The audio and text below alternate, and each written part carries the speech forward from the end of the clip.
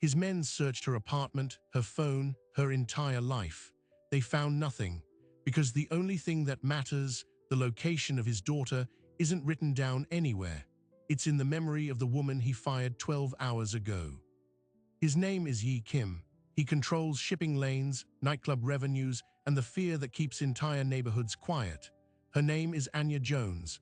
For 3 years, her world was his daughter's nursery, ballet recitals, and bedtime stories. Last night, he accused her of stealing a bracelet and threw her out into the rain. This morning, his daughter vanished. Now, the most powerful man in the city is powerless, and the only person who can end this stands in his driveway, remembering every secret the child ever whispered.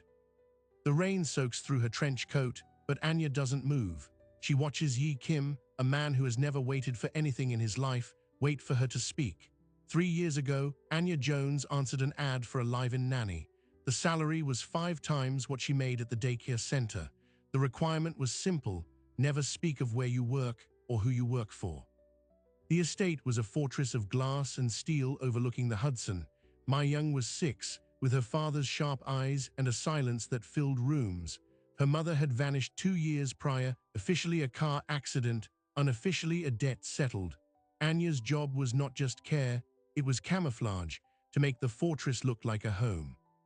For 1,000 days, Anya built a world within walls: ballet lessons in the solarium, math homework at the kitchen island, bedtime stories where the princess rescued herself. My Young called her Nana Eni, a secret name that never left the nursery, and the girl talked. She talked about the men in dark suits who visited after bedtime, about the packages delivered to the boathouse, about her father's face when he thought no one was looking, a mask of ice over something terrified. The bracelet incident happened on a Thursday. A Cartier Panther, diamond eyes, a gift from a business partner. He found it missing from his study safe. Security footage showed no one entering but Anya, delivering My Young's forgotten lunchbox. He confronted her in the marble foyer, his voice a low blade. "You took something that doesn't belong to you." She denied it. He didn't listen. The truth was irrelevant next to the lesson: trust is a liability. He threw her out with 1 hour to pack, 1 envelope of cash, and a warning to forget everything she'd seen. But here is what Yi Kim did not know, what his security team missed when they swept her room. Tucked inside a worn copy of The Secret Garden, a book My Young loved, were 7 drawings, a child's maps, scrawled in crayon and hidden between pages during arts and crafts time, maps of the estate's hidden passages, the tunnel from the wine cellar to the boathouse, the panic room behind the library's false wall, and one other place. A place My Young called the Quiet Castle, a location she whispered about only once, after a nightmare about the bad men who visit Daddy. Anya didn't understand the drawings then. She kept them because they were a piece of the child she loved. Now, standing in the driveway, she understands everything. The kidnapping wasn't random. It was an inside job. The men who took My Young knew about the panic room, the tunnels. They knew the fortress better than Yi did. And they left no ransom note because this wasn't about money. It was about betrayal. A black SUV skids to a halt behind Yi. His lieutenant, a man named Sato, gets out, face pale. He whispers in Yi's ear. Yi's composure shatters. He strides toward Anya, the rain masking what might be a tear. "They just called, they have her. They say if I involve the police, they will send her back to me in pieces." He is breaking, and for the first time, Anya sees not the crime lord but a father. "Please." Anya looks past him, at the mansion where she spent 3 invisible years. She thinks of My Young's small hand in hers. She thinks of the drawing of the quiet castle, a sketch of a stone tower by a lake. She knows where the girl is, but telling Yi now would be a death sentence for them both. The men who took her are watching. They are expecting him to act alone, to walk into a trap. She meets his desperate gaze. "You were wrong about the bracelet," she says, her voice steady in the downpour, "but you're about to make a bigger mistake. If you go where she is right now, you will both die." She takes a step closer, lowering her voice so only he can hear. "The man who took her, you know him. He eats at your table. He drives your cars. And he drew your daughter a map to her own prison." Yi Kim's eyes went from desperation to a chilling, calculated calm. The father vanished, and the crime lord returned. He stepped back, his gaze sweeping over his lieutenant, Sato, then back to Anya. "Prove it," he said, the words not a request, but an order that would decide if she lived through the night. Anya led them inside, not to the opulent main rooms, but down the service corridor to the small bedroom that had been hers. Every step was watched by Sato's men. She pulled the worn copy of The Secret Garden from her still-packed suitcase. The 7 crayon drawings fluttered onto the bedspread. Yi picked up the one of the library's false wall, a detail known only to him, his architect, and the head of security. His knuckles turned white. She drew these. Over the last year, she called it our treasure map game. I thought it was a fantasy. Anya pointed to the last drawing, the stone tower by a lake. This one scared her. She said the quiet castle was where the bad men went to forget their faces. Sato leaned in. Sir, that description, it sounds like the old Verlaine Observatory. Upstate. The property is owned by a shell company we've never been able to penetrate. Yi was already moving, barking orders. Sato, mobilize a team. Quietly. Use only men from the Queen's operation, no one from the inner circle. Anya, you will come with me to my study. You will look at every face in my security files and tell me who drew her into this. For the next hour, Anya sat before a wall of monitors, scrolling through personnel files. Drivers, chefs, guards. She shook her head at each one. Then Yi pulled up a different folder, labeled Associates. The faces here were sharper, colder. Halfway through, she froze. Him. The man on screen was in his 40s, with a polished smile and eyes that held nothing. David Chen, Yi said, his voice hollow, my financial strategist. He's been with me for 8 years. He helped me restructure after my wife's accident. He brought my young a dollhouse for her 7th birthday, Anya whispered, the memory sharp and wrong. He spent an hour with her, showing her all the rooms, including the attic, he said, a special hiding place. The connection detonated in the room. The dollhouse was a replica of the estate. David Chen had spent a year grooming a 6-year-old girl to map her own home for him. The betrayal was so intimate, so patient, it stole the air from the room. Yi's phone buzzed, a blocked number, a text, a photo of Mai Young asleep on a stone floor, a blanket over her, a message, you have 12 hours to transfer the full operational ledger for the harbor routes to the account I provide. A copy goes to the Eastern District FBI office. You confess, you go to prison, your organization dissolves. Do this, and you can have your daughter back. Try to find us, and she learns what happens in the quiet castle. It wasn't a ransom. It was a total annihilation. David Chen wasn't just taking money, he was dismantling Yi's empire and handing him to the authorities. The ultimate coup. Yi looked from the photo to the drawing of the observatory. He's not there. He's too smart to be at the location. He's watching from somewhere else, ready to vanish. He turned to Anya, a new, terrifying respect in his eyes. You said going there now is a trap. Explain. Anya traced the crayon lines of the tower. The drawing shows the tower, the lake, and these tiny marks here in the woods. I thought they were trees, but they're too uniform. They're tripwires or sensors. He's luring your force into a kill zone. He'll have men waiting. You'll be wiped out, and he'll have the evidence of your attack to leak to the police. You lose both ways. Sato's phone rang. He listened, his face grim. The team we sent to discreetly scout the observatory perimeter, they've lost contact. The trap was already springing. Yi slammed his fist on the desk. For the first time, he was outmaneuvered. He had power, men, guns, but no path that led to his daughter alive. His eyes settled on Anya. You have a plan. I see it in your face. What is it? Anya's heart hammered against her ribs. The plan was insanity. He doesn't know I have these. He thinks I'm a fired employee, irrelevant. He's watching for you, for your men. He's not watching for me. She took a deep breath. There's a service road on the old survey maps, not on these drawings. It approaches from the opposite ridge through a watershed. It's how they must have brought her in without being seen. I can get close. I can get inside. You're not trained. You're a nanny.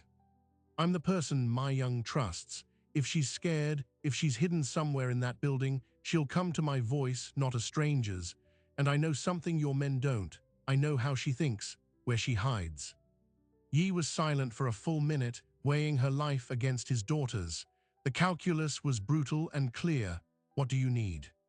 A car, a phone, and a distraction. Something that makes David Chen absolutely certain you and all your men are somewhere else, far from that tower. A grim smile touched Yi's lips. He picked up his phone, dialed a number from memory. "Commissioner Yi Kim, I have a proposition regarding the Harbor Union investigation. I'm ready to talk tonight." He hung up. "The FBI has been trying to flip me for years. David will have a wiretap on that line.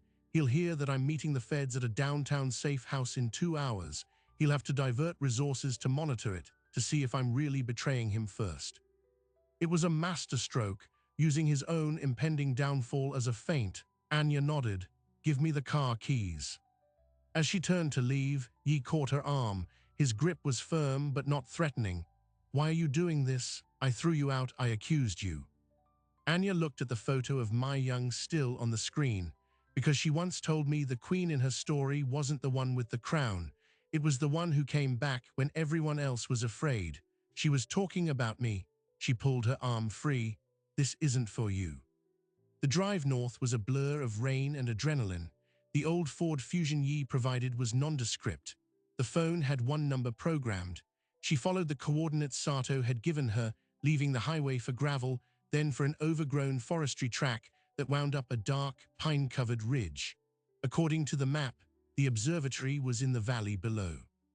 She parked a mile out, hidden in a thicket, and continued on foot. The forest was silent, the only sound the drip of water from leaves and her own ragged breath. She used the light on her phone, covered by her hand, to check the drawings again. The uniform marks in the woods. She saw the first 150 yards in, a thin wire ankle-high stretched between two trees. She stepped over it, her body trembling. It took an hour to pick her way down the slope. Then, through the trees, she saw it. The old Verlaine Observatory, a stone tower rising beside a small, dark lake, just like the crayon drawing. A single light glowed in a top-floor window. No sign of guards, no movement. It felt empty, which felt wrong. She circled to the side, finding the overgrown service road. There, pressed into the mud, were fresh tire tracks, and beside them a small, glittering object. She knelt. A pink hair clip shaped like a butterfly, Mai Young's favorite. It was a sign, left deliberately or dropped in struggle. Anya pocketed it, a new fire in her veins. The tower's side door was unlocked. It swung open into a cold, damp circular room filled with rusted machinery. A staircase wound up into darkness. She listened. A faint sound drifted down, not crying, singing, a familiar off-key nursery rhyme, Mai Young's voice. Anya began to climb, each step an eternity. She reached a landing. The singing was closer, coming from behind a heavy wooden door. She pushed it open. The room was circular, lined with old bookshelves. In the center, on a mattress on the floor, sat Mai Young, hugging her knees, singing to herself. She looked up, her eyes huge in the dim light from a battery-powered lantern. For a second, there was no recognition. Then it flooded her face. Nana Eni. Anya ran to her, gathering the small, cold body into her arms. "I'm here, baby, I'm here. We have to go right now." But as she turned, the door she'd come through swung shut.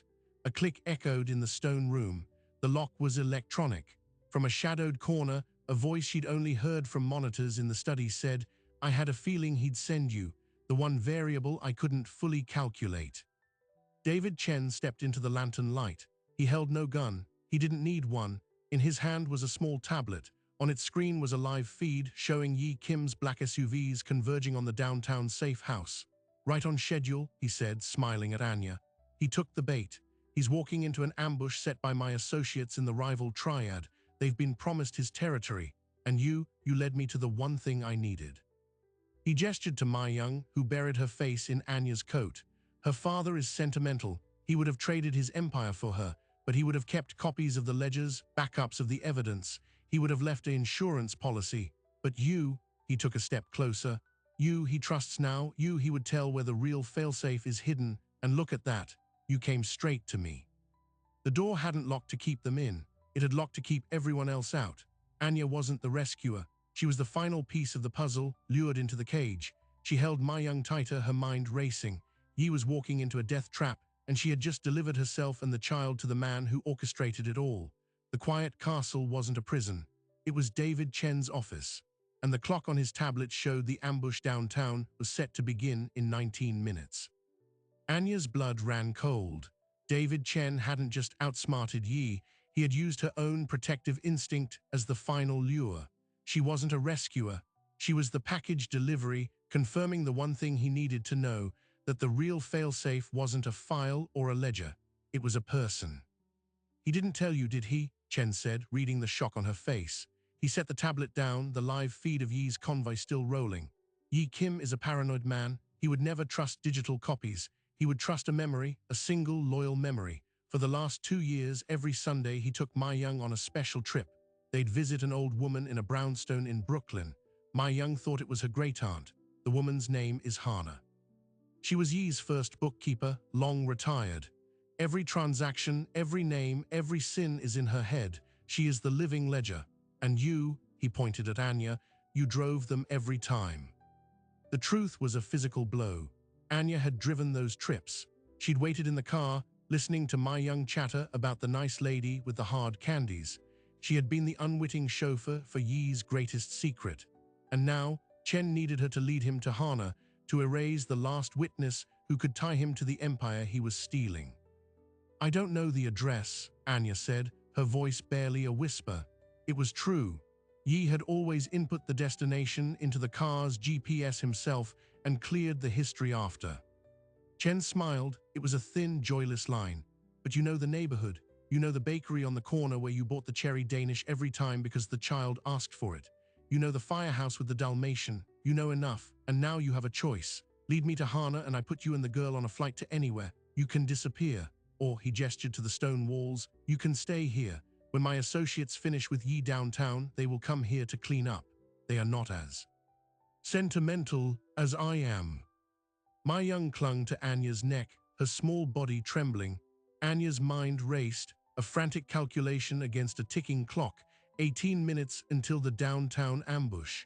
She had to protect Ma Young, she had to warn Yi, she had to somehow survive the next 5 minutes. She saw only one move. Okay, she said, her shoulders slumping in apparent defeat. Okay, I'll take you, but we go now, before the fighting starts and the police lock down the city. Chen studied her, his eyes searching for deception. Then he nodded. Smart. He pulled a key fob from his pocket and pointed it at the door. The electronic lock disengaged with a buzz. After you. Anya carried Ma Young out of the room and back down the spiral staircase, Chen following close behind. As they reached the ground floor, Anya stumbled, letting Ma Young slip from her arms. The girl let out a small cry. I'm sorry, baby, my arm, Anya said, wincing. It was a feeble act, but it created a 2-second distraction. As she bent to pick Ma Young up, her hand closed around a loose, heavy stone brick from the crumbling foundation. She palmed it, hiding it in the folds of her trench coat. They exited into the cold night. Chen's car, a sleek black sedan, was parked near the lake. Get in the back, he instructed. This was her moment. As Chen turned to open the driver's door, Anya moved, not toward him but away. She shoved Ma Young toward the tree line, hissing, run to the big pine and hide, now. Then she spun, the stone brick already in her hand, and hurled it not at Chen, but at the sedan's front passenger window. The crash was enormous in the silent forest. The alarm erupted, a blaring, pulsating shriek that shattered the stillness. Chen flinched, his hand going to his waistband for a weapon, but the alarm was doing exactly what Anya hoped. It was a beacon. From the woods, 2 figures emerged, not Chen's men, Sato and another of Yi's loyalists, their faces grim in the flashing car lights. Yi had planted a backup team after all. He hadn't fully trusted the diversion. A shot rang out. Sato's man fell. Chen had a gun, a small silver pistol. He fired again, forcing Sato behind a tree. Get in the car, Chen yelled at Anya, his composure gone. He grabbed for Ma Young, who was frozen in terror a few feet away. Anya didn't think. She lunged, placing herself between Chen's outstretched hand and the girl. The gun swung toward her face. Time slowed. She saw the dark eye of the barrel. She saw Ma Young's wide, terrified eyes behind her. Then a new sound, not a gunshot, the roar of engines. Headlights speared through the trees from the service road. Not 1 car, 4. They skidded to a halt in a semicircle, doors flying open. Yi Kim stepped out of the lead car, his suit jacket gone, his white shirt stained with rain and dirt. He wasn't downtown. He had never gone to the safe house. The look on David Chen's face was pure, undiluted shock. You're supposed to be dead, he finished, his voice a low growl. I sent a decoy convoy, a gift for your triad friends. They're currently having a very loud conversation with the federal agents who were waiting for them. You tipped off the FBI, David. I just made sure they were in the right place. The trap had been reversed. Yi had used Chen's own double cross against him. He took a step forward, his men fanning out, weapons trained on Chen. Let my daughter go. Chen's arms snaked around Anya's neck, dragging her back against him, the gun now pressed to her temple. Ma Young screamed. I think not, Chen shouted, his voice cracking. You move, she dies. Then the girl, you lose everything. A standoff in the headlights. Rain gleamed on drawn weapons. Anya could feel Chen's frantic heartbeat against her back. He was cornered, and a cornered animal is the most dangerous kind. Yi stood perfectly still, his face a mask of controlled fury. But in his eyes, Anya saw it, a flicker of fear, not for himself, for her, for Ma Young. David, Yi said, his voice dangerously calm. This is over. The deal with the triad is blown. The FBI has your financials. My men are securing every asset you tried to steal. You have nothing. I have her asterisk, Chen shrieked, pressing the gun harder. And I have the location of Hana in her head. That's all I need to start again. Now, you will give me a car and safe passage to the airport, or I paint this servant's brains on your windshield. Silence. The only sound was the weeping of the car alarm and Ma Young's soft crying. Yi's gaze met Anya's. In that look, 1,000 words passed. An apology, a thank you, a plan.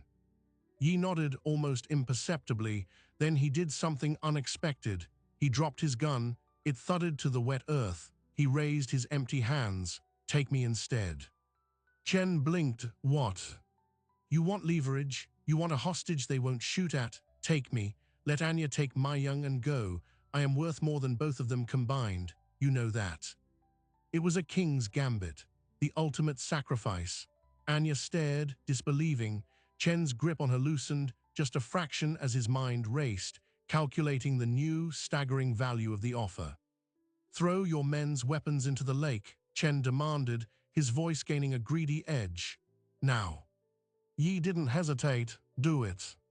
One by one, his men, including a bleeding Sato, tossed their guns into the dark water. They were now defenseless. Chen's confidence surged. He shoved Anya away, sending her stumbling toward Ma Young. He kept his gun on Yi. Walk to me, slowly. Yi obeyed, his hands still raised. He walked across the muddy clearing, the headlights casting his long shadow toward Chen. Anya scooped Ma Young into her arms, her eyes locked on Yi.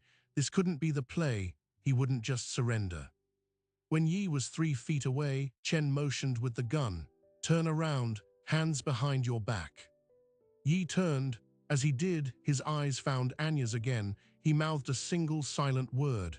Down. Anya dropped, covering Ma Young with her body. A sharp asterisk crack split the air, but not from Chen's gun. It was the sound of a high-powered rifle from the woods. David Chen's head snapped to the side. He stood for a second, a look of profound confusion on his face, then collapsed.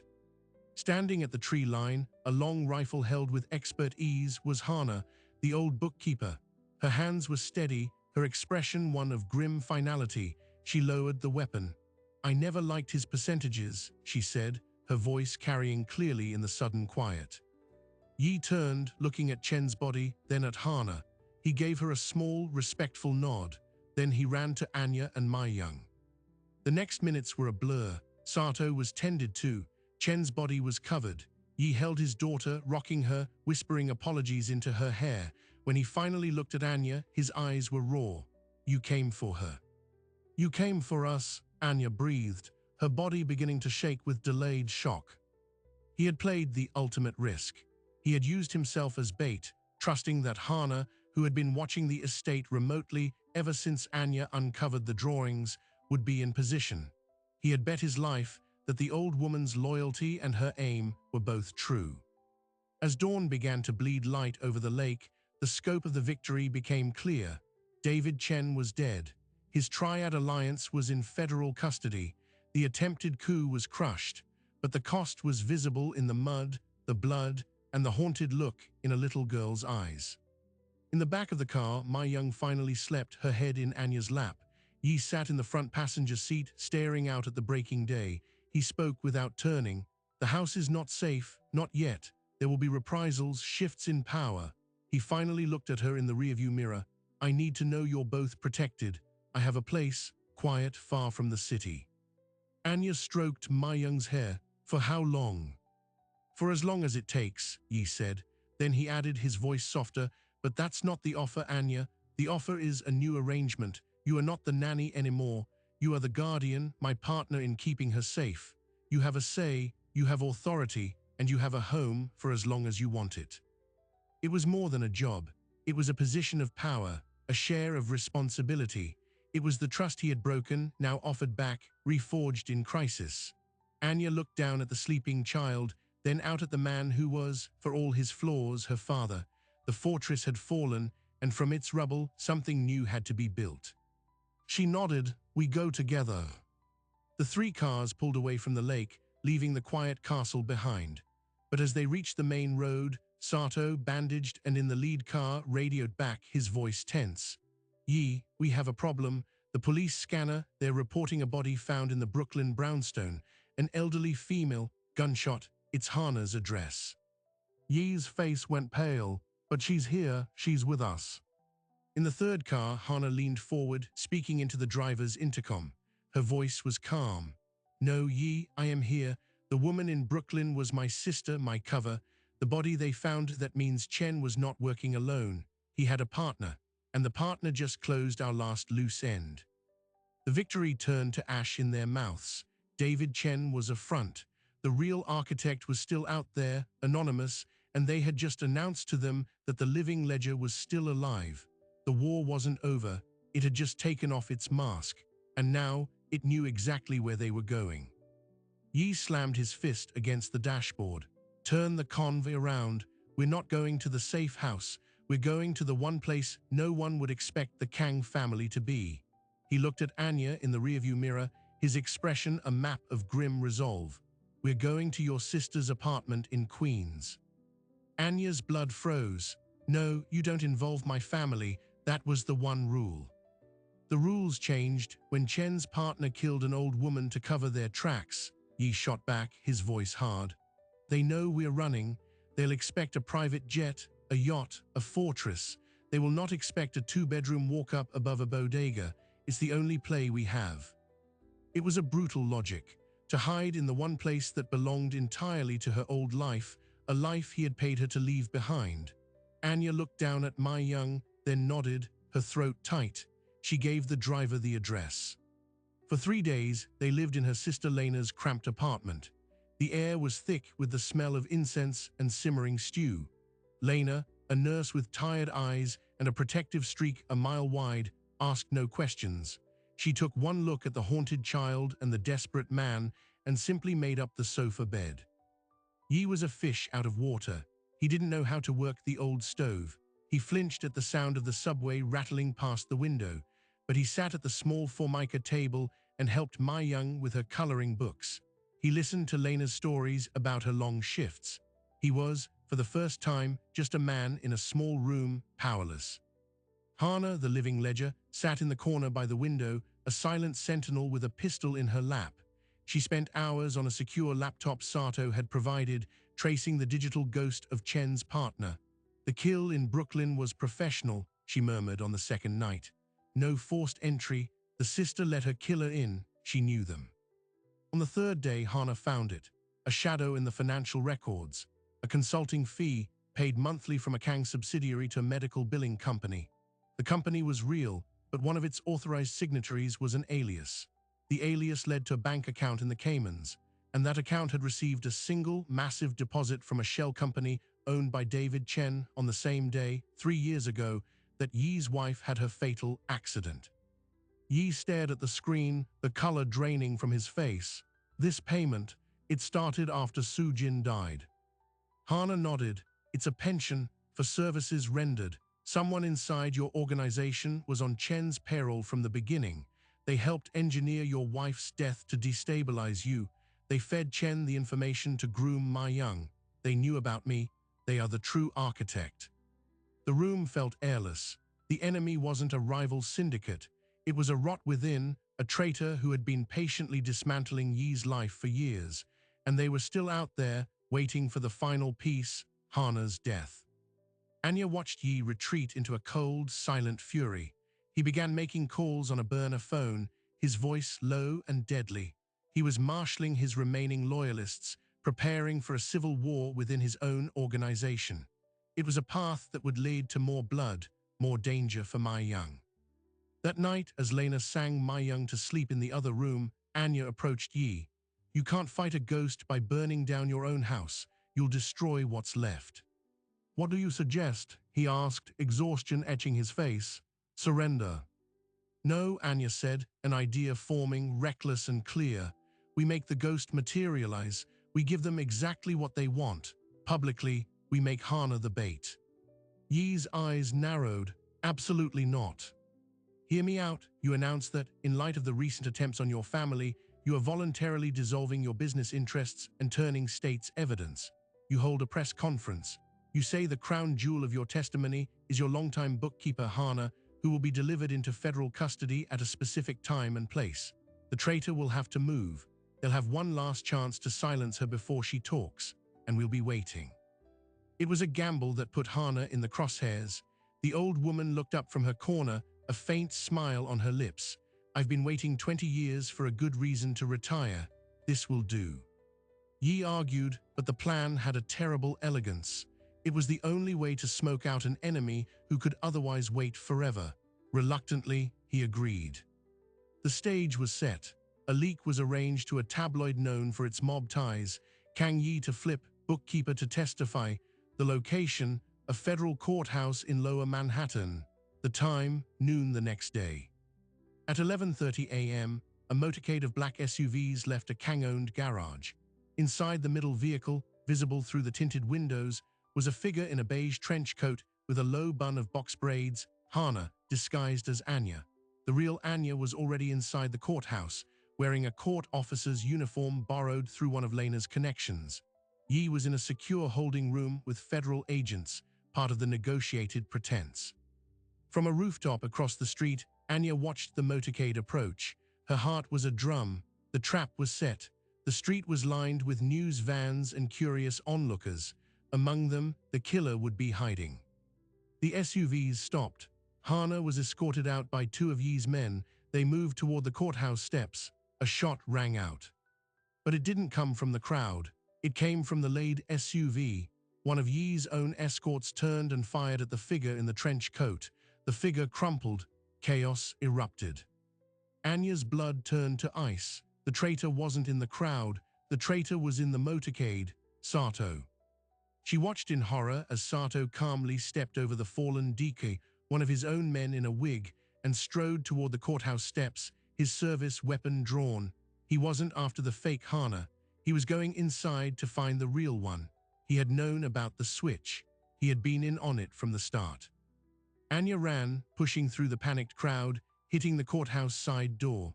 She had to get to the secure room where Hana was actually held. She burst into the fourth-floor corridor just as Sato emerged from the stairwell, his face a mask of cold purpose. He saw her. "Step aside, Anya. This doesn't concern you." "You killed Yi's wife," she breathed, the pieces crashing together. "You were his head of security. You cancelled the brake inspection. You've been Chen's man all along." "I'm my own man," Sato corrected, raising his gun. "Yi was a relic. Chen was a useful idiot with a vision. I am the vision, now move." Behind her, the door to the secure room opened. Hana stood there, unarmed, her face serene. "Let him in, Anya." Anya hesitated, then slowly stepped aside. Sato pushed past her into the room, shutting the door. Anya pressed her ear to the wood. "Hello, Hana," Sato's voice was calm. "Time to balance the books." "You won't shoot me, Kenji," Hana's voice replied, using his given name. "The federal agents in the next room would hear. You're here to make a deal. You have the files Chen wanted. You want me to verify them, to legitimize your takeover, then you'll kill me." A beat of silence. "You always were the smartest one in the room." "I have a counteroffer," Hana said. You walk out of here, you leave the country. The files you have are incomplete. I have the master key. I give it to you and you disappear. Yi gets his daughter and his life. You get your empire elsewhere. Anya heard the rustle of paper. A deal was being made over the corpse of Yi's world. She couldn't let it happen. Sato would come back. He always did. She looked around frantically, then saw it, the fire alarm. She smashed the glass. The klaxon blared. Sprinklers activated. Doors along the corridor unlocked automatically. The door to the secure room flew open as federal agents poured into the hall. In the confusion, Anya saw Sato shove a flash drive into his pocket and make for the window, which led to a fire escape. "He's getting away," Anya shouted. But Sato never reached the window. Yi stepped out from an alcove, blocking his path. He wasn't with the feds. He had never been in custody. He'd been waiting. His face was a storm. "Kenji," Yi said, "the name a curse." Sato didn't hesitate. He fired. Yi staggered, clutching his shoulder, but he didn't fall. He lunged, tackling Sato to the wet floor. It was not a fight between crime lords, but two old friends, a brutal, grunting struggle for a gun. Anya watched, helpless, as they rolled. The gun went off again. Both men went still. Yi slowly pushed himself up, his hand covered in blood, not his own. Sato lay beneath him, a dark stain spreading across his shirt. His eyes were open, fixed on the ceiling. The flash drive rolled from his slack hand. Yi picked it up, then looked at Hana, who stood in the doorway, watching. He tossed it to her. She caught it, nodded once, and disappeared into the swirl of federal agents now securing the scene. The war was over. The aftermath was a quiet unraveling. With Sato's death and Hana's testimony, the Kang organization was dismantled from within. Yi, wounded and facing a mountain of charges, negotiated a complex deal: full cooperation, asset forfeiture, and in exchange, immunity for his family and a reduced sentence. He would serve time, but not a life term. The day before he turned himself in, he met Anya in a park near her sister's apartment. My Young played on the swings nearby, her laughter a fragile, beautiful sound. "The house is gone," Yi said, his arm in a sling. "The accounts are frozen, all of it. I have nothing to offer you now." Anya watched My Young soar into the air. "You never did." He managed a small, pained smile. "I've arranged for Lena to have legal guardianship of My Young while I'm away. The courts will approve. She'll be safe, loved, normal, but she'll need you more than ever." "What are you asking, Yi?" He turned to face her fully. "I'm asking you to stay, not as an employee, as her family, be her anchor. Let her remember what it feels like to be held up." He reached into his pocket with his good hand and pulled out a simple key. "I bought the apartment below Lena's. It's small. It's yours if you want it. No strings, just a place for you and her to be." It was a gift with no leverage, no power dynamic, just a home. Anya took the key, its metal warm in her palm. "And when you get out?" she asked. Yi looked at his daughter, his expression soft. "Then I will spend every day trying to deserve a visit, but that's a long time from now. Her childhood is now. Don't let her forget me, but don't let her live in my shadow either." He turned and walked away, not looking back, a man stepping into a different kind of fortress. Anya watched him go, then called My Young over. The girl ran into her arms, smelling of sunshine and candy. "Is Appa going away?" "For a little while, sweetheart." "Will you stay?" Anya held her tight, the key digging into her palm. "I'm not going anywhere." They built a life in the two apartments in Queens. Tuesdays became jollof rice night, the smell filling both floors. My Young started at a new school. Anya used the settlement from the wrongful termination lawsuit Yi had secretly filed on her behalf to take early childhood education classes. And once a month, they visited a correctional facility upstate. Through the glass, My Young would tell her father about school, about her friends, about the new braids Anya had put in her hair. Yi would listen, his cold composure gone, replaced by a hungry, grateful attention. On one visit 2 years in, he slid a folded piece of paper across the counter to Anya. She opened it. It was a child's drawing mailed to him.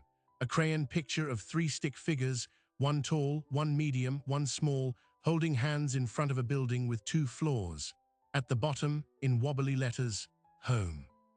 Anya looked up at him through the glass. He didn't smile, but his eyes held a peace she'd never seen before. She placed her hand against the glass. After a moment, he did the same. The silent fortress was gone. In its place was something simpler, messier, and real. The fired nanny no longer held the location of the kidnapped daughter. She held her hand on the walk to school. She held the secret of a good braid. She held the memory of a crime lord's transformation and the quiet, steadfast promise of a future built not on fear, but on the choice to come back when everyone else was afraid. We began this story with a man who had everything, searching the only person who had nothing for the one thing he lost. We end it with a man who has nothing, trusting the person who has everything he needs, the memory of how to be human. The transaction was complete, but inverted. Yi Kim traded his empire for a crayon drawing taped to a prison wall.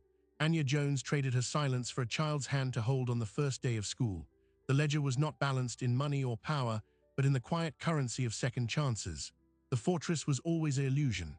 The real safety was built in a 2-bedroom walk-up, in the smell of jollof rice on Tuesday nights, in the patient unraveling of a braid before bedtime. This is not a story about a crime lord's downfall or a nanny's revenge. It is a story about translation. Anya translated a child's fear into a map. She translated a tyrant's love into a sacrifice.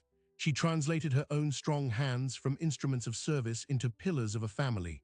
And in the end, Yi Kim learned to translate his own language, from the grammar of threats to the syntax of gratitude. The most dangerous secret was never the location of a kidnapped girl. It was the location of a man's conscience, buried under years of cold decisions. Anya didn't find his daughter. She found him. And in doing so, she found a version of herself she had journeyed across an ocean to become, not a servant, but a sovereign. A queen in a story told at bedtime, the one who comes back. So what remains when the sirens fade and the headlines turn to dust? A simple, unbreakable triangle. A father who chose prison over power to protect his child. A daughter learning to laugh in a home with no hidden passages. And a woman, once fired and invisible, who now holds the most vulnerable, precious thing in the world, not a secret, but a future. They are proof that the strongest walls are not made of stone and surveillance, but of choice, repeated every single day. The choice to show up, the choice to listen, the choice to fight for the small, quiet light in someone else's eyes, even when your own hands are empty. Your story might not involve ransom or crime syndicates, but it involves power dynamics. It involves the people we overlook and the secrets we keep to protect ourselves. It involves the moments we are called to cross a room and say, with our actions, "Don't touch her again." May we have the courage to see the maps hidden in plain sight. May we have the strength to use our hands to hold people up. Thank you for listening. If this story of hidden strength and unexpected redemption resonated with you, consider subscribing. We have many more tales of the quiet heroes who walk among us, the ones who change the world not with a shout, but with a steadfast, loving presence. Until next time, stay curious, stay compassionate, and remember, the most powerful person in the room is often the one everyone else forgot to see.